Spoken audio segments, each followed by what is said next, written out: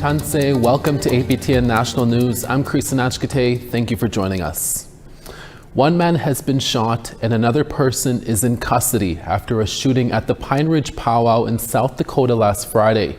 And a warning, the video you are about to see may be disturbing.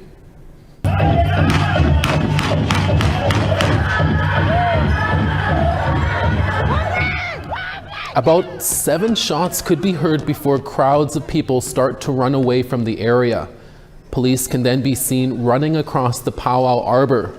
According to the Oglala Sioux Tribe Department of Public Safety, on August 2nd at around 10:20 p.m., a confrontation between several males took place on the Powow grounds. And during the altercation, a 57-year-old man was shot multiple times. The gunman fled the scene on foot but was later caught attempting to leave the area in a vehicle. The 57-year-old man was in serious but stable condition over the weekend. APTN News is awaiting to hear an update of his condition. Oglala Sioux Tribe President Frank Starr comes out, called the event traumatic, and sent his condolences to the victim's family. Just want to assure you that we have the situation under control, and we just want to emphasize that the incident that happened last night was an isolated incident.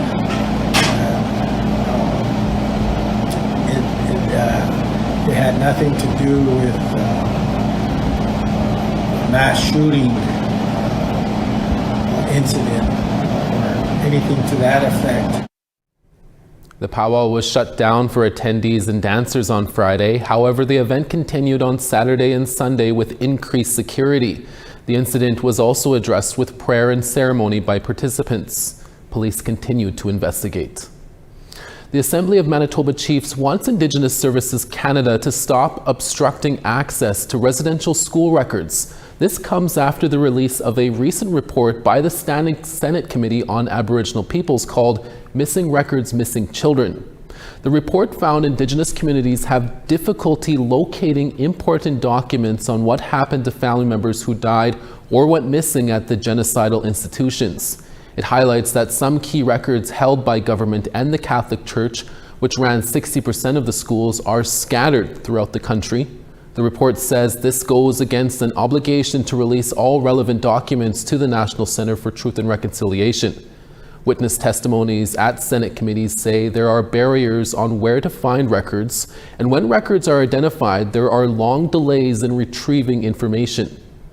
Part of the healing is so much needed of intergenerational trauma to our people is to be able to speak to it, and it's to be able to acknowledge and to be able to give it back. And so that whole process is it's missing. And it's important for our people to be able to heal. Residential school survivors from across Ontario gathered in Sault Ste. Marie last week to talk about their experiences and to hear about the ongoing effort to find and recover the children who never made it home. Mike McDonald reports.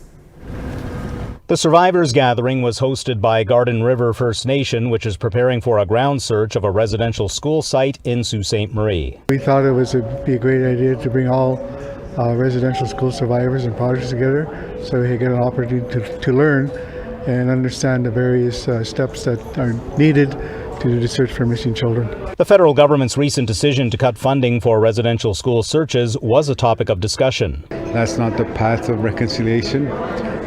It's when you do cuts like that, it's you support denialism of Indian residential schools. That's what it is. Among the speakers at the gathering was the special interlocutor for missing children and unmarked graves, whose work has uncovered abuse at other institutions as well. The Indian hospitals, the TB sanatorium, reformatories, homes for unwed mothers.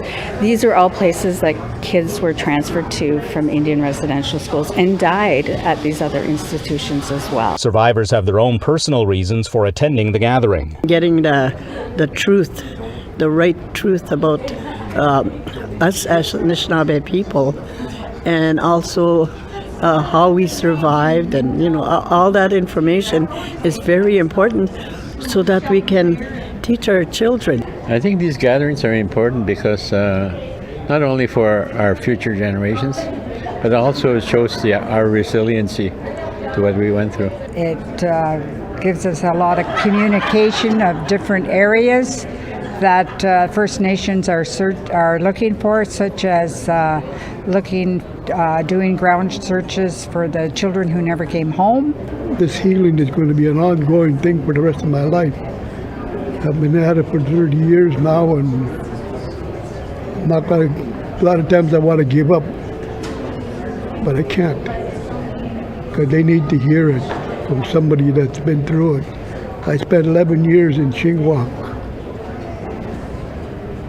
getting hurt all the time. We were not able to speak the language, and that kind of hurt us in a way to be able to carry on, carry on a conversation with siblings, and that are waiting for us back home. Events like this and other events similar to this are part of what we call truth telling, and a part of telling the story to the general population, to bring the whole I guess the colonial history of what happened to us. To reconnect with your brothers and sisters from those days, it's always a very emotional time. Very happy to see everybody, and lots of tears. Find an outlet somewhere, sweat, healing circle, an elder. I spent a lot of time with the elders back home. So, don't stay stuck in it, and don't forget to live. That's my motto. Don't forget to live. Meantime, work continues toward a full search of the Algoma University grounds, which was once the site of the Shingwak Residential School. Consultations are ongoing with experts and affected communities. Mike McDonald, APTN National News, Sault Ste. Marie. The cedar forests have been severely impacted in BC, so much so it's having a major impact on the Indigenous people there. We'll tell you more when we return in about 3 minutes. Stay with us.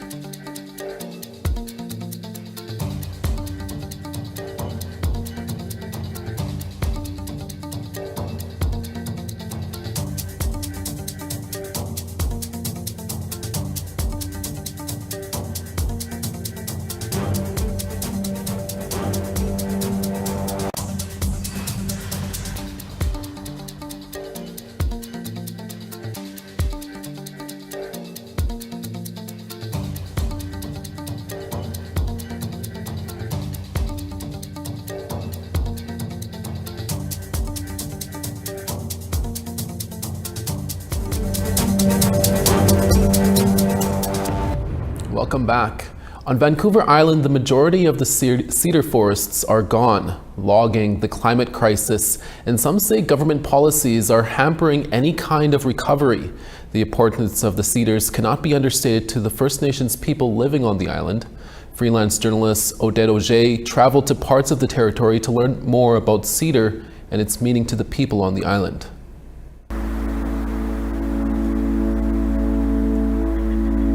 For me, coming out into the bush, that's my most happiest place in the whole wide world.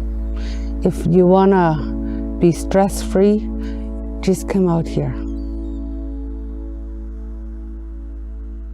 I started probably 25, 30 years ago. I carry on with the traditional harvesting of the cedar bark, and I supply the weavers, I supply the friendship centers, the schools, even a prison in Saanich I supply cedar bark to. For trees that are around my fingertips is the right size tree. It's 50 years old. So everything from houses, canoes, transportation, clothing, baby diapers, everything was made from cedar. The survival of our people depended on this tree. Everything from birth to death, it was an integral part of our lives. And so we refer to her as the tree of life. And she has a very, very important significance to me in my life. The spiritual component of cedar, she has the ability to absorb our energy. So our spiritual energy, our physical energy, the thoughts that we're thinking, the emotions that we feel, all become imbued into that medicine. I had come clean over 24 years ago, and I think that's when I first started realizing how important cedar was to our culture. It has become very important in my life. They say feed your body and soul and mind. The boughs of the cedar, for cedar brushing, the boughs would take off anything that our bodies are not needing and that we're ready to let go of. The negative energy from you as you call upon the ancestors.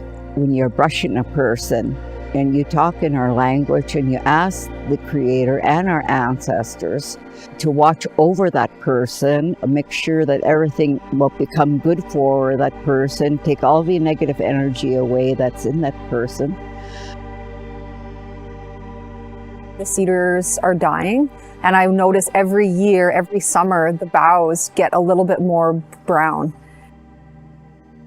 You can't cedar brush with dead cedar boughs, and you can't weave with bark that from a dead cedar tree. It's the foundation and a cornerstone of our culture. And so when I see these cedar trees dying, because they thrive in a rainforest and our climate is rapidly changing into something different, it's like we're witnessing the beginning of the end of our culture. There's an incredible deep grief that's hard to put words to. Oftentimes people see trees as a resource. We as Indigenous people, we don't see the trees. The cedars are not a resource. These are our relatives. And we are the land and the land is us, and our wellness is 100% connected to the wellness of the land. And when the land is suffering and the land is dying, our spirits feel that.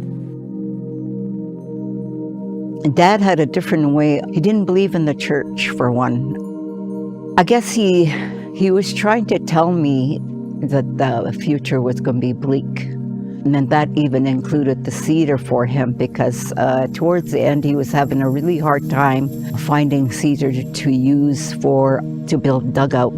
By the time he would finish with the cedar dugouts, it was just so light to row around, and it was just because my brother and his friends used to be able to have some boats, canoe races out here in the front with the dugouts, and it was just Dad's dugout would always win, so that was meant. You could just see the pride in his face, that he built that dugout, In my memory of my father, the pride that he took in whatever he built and whatever he did, and his teachings, whatever he taught me, kind of sticks with me today, because he said in our language, he was saying that there's really nothing left here, probably on the island, or what, because he used to go in the canoe and go scout out around this area, trying to look around for cedar, I guess for another dugout, but he said there's just nothing. He said, way back in then, he said, there's just no more seed for him to be able to use. As you look around you, he says, and you could see what's happening, and that was, oh God. And you can watch the full story from Odette on our website at aptnnews.ca. Throughout the warmer months, all kinds of summer youth camps are taking place across Turtle Island. In Regina, Saskatchewan this past week, there's a camp for young people that is giving young people the tools they need to start their own business. First Nations University student Brittany Putras has more on this story. This was my first channel that I was on. It was with, I think it was called State of the City. It may look like just a regular classroom, but it's actually a summer camp for the youth interested in someday starting their own business. 17-year-old Ethan Gregoire is Muswa Inu from the Nawashish Reserve in Newfoundland. This is his first time in Saskatchewan. Beautiful city, very nice. It's a bit warm. Weather aside, the students are very serious about getting the most of the 2024 Indigenous Youth Entrepreneurship Camp. That feels like a privilege. It's a really beautiful building, good camp. Anton Hafner agrees. He is a member of the George Gordon First Nation and already has his sights on an Indigenous-themed project. Something with herbal medicines. I know that it's not really, like in the culture, you can't really sell medicines. It's just one of those things. But maybe some type of like herbals, like for teas or I don't know, maybe for skin conditions and stuff like that. The camp allows students to get a taste of the wide world of business ownership. There are workshops on everything from budgeting and finance to group projects and presentations. We're giving them kind of a foundation of entrepreneurship in business, what it's like to be studying business, going to school for business, or even just going to a post-secondary institution in general. Students attending the week-long camp not only learned here at the First Nations University campus, they also get to see firsthand how business success can be achieved. I don't know if you all want to come up at once, but let's get you some drinks. This is Venue B, a coffee, lounge, and event center in Regina. It's owned and operated by Michelle Brooks, a member of Cowsis First Nation. She invited students from the camp for a networking session, and earlier in the day, she talked to them about her journey. I want students to know that if they have a goal, they can definitely reach it, even if they don't have any experience in that area. You're always going to have somebody to mentor, to give you some information.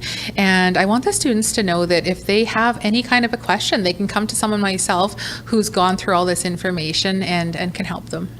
In the end, all students gained important tools to help them achieve their goals while having fun at the same time.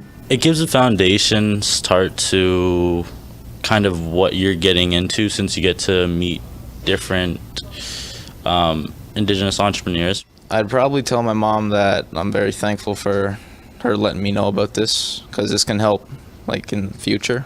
This is the 14th year of the Entrepreneur Camp, and plans are already underway to start for next summer. For APTN News, I'm Brittany Poitras in Regina. Ernest Monia has performed for hundreds of people recently in Winnipeg, and APTN News caught up with him. That interview when we come back.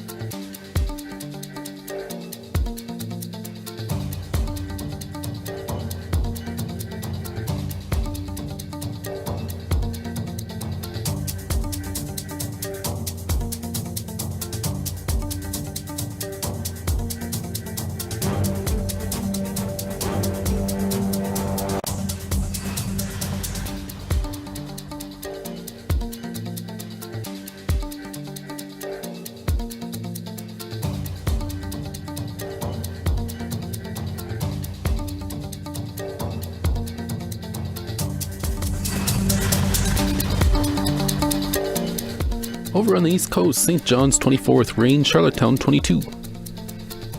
Anujuak 11, Nain 16.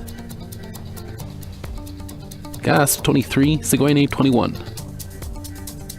Toronto 20, Sault Ste. Marie 25. Sunny and Wawa 22, Timmins 22 there as well.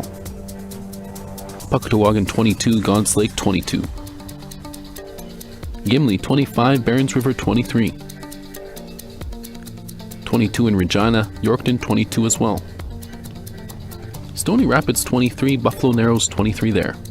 Rain in Fort McMurray and 24, high level 25.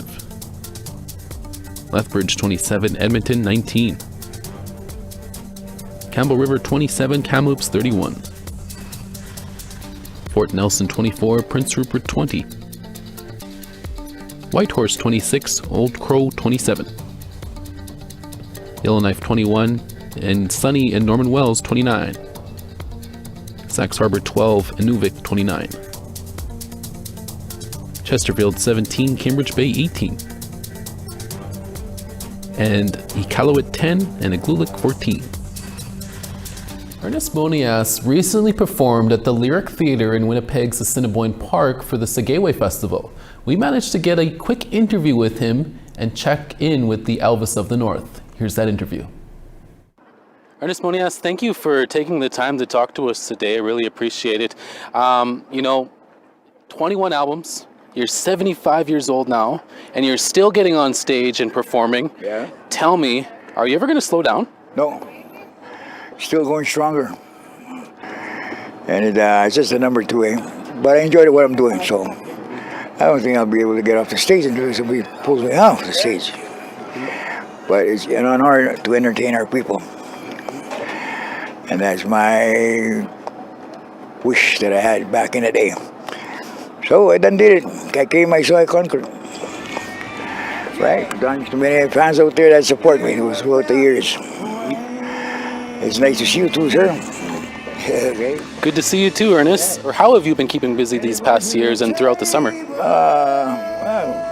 This and that. I ain't going to tell you everything. Well, I've been writing songs, and I'm in the process of writing my autobiography. And concentrating on writing original songs, which I've got an original album coming out sometimes either October or November. And hopefully a video. I'd like to do a video. And I think that fans would like that. With their support, it'll be done, hopefully. God willing. Yeah. More Ernest all the time is I'm backing that as well. You also made a surprise appearance in Drezus' music video War Paint. Tell us the inspiration behind that and meeting Drezus. Where? You were in the Drezus music video. Remember that? War Paint? Yeah. Okay, just teasing. It was a pleasure and honor for them to invite me to do a video with them. So, boys, good luck to you. Keep it up, keep it strong, like I do. Still going strong. So, I encourage you all to do the same. If we're going to do music, make it a blast for our people. You also being a residential school survivor, the federal government has capped funding for searching residential schools in unmarked graves and the records. Yeah. What are your thoughts about the federal government capping that funding? Well, that's the saddest thing I ever heard when I first heard it, so I hardly don't want to comment on it anymore. It's just, it's bad, sad, but God rest their souls, 215, etc., etc. And I've been in a residential school, like you said. Hard times, bad times, good times, but survive. Yeah, come a long way. Being a lawyer, no brothers, no sisters, no family. All I got is half brothers and half sisters. No mom, dad. So the Creator gave me a gift of music, and all my fans out there are my brothers and sisters. So that's all I got to say. Right, buddy? Yeah. You've been performing since the late 1970s. The late Ray St. Germain discovered you and helped you in your career at the beginning there. How are you feeling about his passing? How it went about was 1970 was Manitoba Centennial year. My uncle couldn't go, he was sick. So he told me, you gotta go. So I'm going to Ray St. Germain, here I come. So I went with him, and 33 coming here, he toured in 3 weeks. So sometimes 2 shows in one day. Finally ended up recording in 1979 with him producing the album and harmonizing with that album. I don't know if a lot of people know that, but he did the harmonies on that original song album. So God bless him. Rest in peace, Ray. See you later over there on the other side. Yeah. Finally, Ernest, what is your message to other young Indigenous artists and musicians out there to get out there and perform and create albums? Well, I've said this many times that it's a long, hard struggle. You're going to go do music. Really, it is, you know. You have your ups and downs, you struggle, fall, get up. But you got to have a strong heart to do it. And I went for it. It was my dream. So I didn't want to quit. I'm going to go all the way. Hopefully I make it, I said to myself. But I think I did. So that's the advice I give the young Aboriginal artists. Keep it going, keep it going. Keep it strong, and stronger too. Ernest, thank you so much for chatting to us today. We really appreciate it. You're welcome, you're welcome. Hi, Machicho, Kinigi, and Egusane. 75 years old and still going strong. And that's your APTN National News Midday Newscast. We'll be back in a few hours for your evening newscast. Make sure to join us then. From everyone at our HQ in Winnipeg and from our staff across the country, hi miigwech masicho. Thank you for watching. Here's more sights and sounds of Ernest Monia.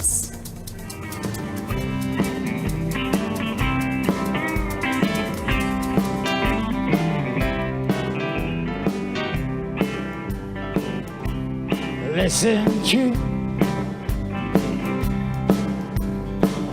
the